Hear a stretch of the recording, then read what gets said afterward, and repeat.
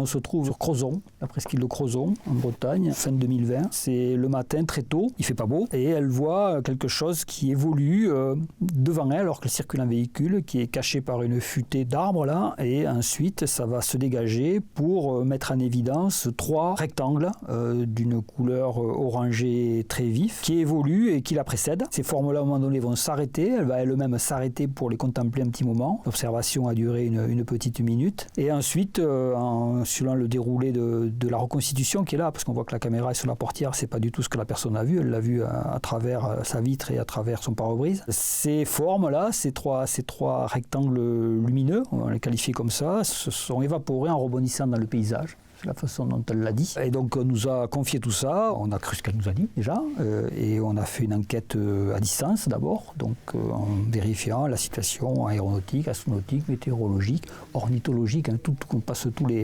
tout ce qui est possible, imaginable qui peut se passer dans le ciel. On n'a pas réussi à trouver ce que la personne avait vu, les hypothèses ne collaient pas, donc on a déclenché une enquête de terrain, dont les enquêteurs ont été missionnés pour aller rencontrer la personne, qui lui ont posé plein de questions, qui ont fait des entretiens additionnels, on appelle ça des entretiens cognitifs, justement, qui nous permettent justement d'essayer de verbaliser le souvenir, de détecter les faux souvenirs qui ont pu vraiment influencer son témoignage et peut-être nous donner des fausses pistes.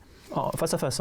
Face à face. C'était du pur témoignage. C'est-à-dire que vous dites qu'il avait fait des croquis, mais il n'avait pas d'image vidéo ou photo. Il n'a pas d'image photo et vidéo. Donc ça, c'est une reconstitution que vous avez faite à partir de son témoignage. C'est ça, oui.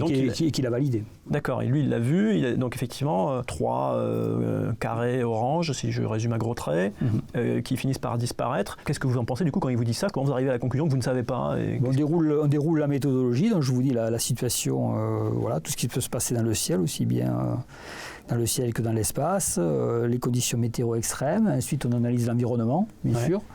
Et les gens se déplacent. En plus, j'ai un enquêteur qui est en Bretagne, donc qui connaît très bien la zone, donc qui sait très bien qu'à cet endroit-là, il y a des éoliennes.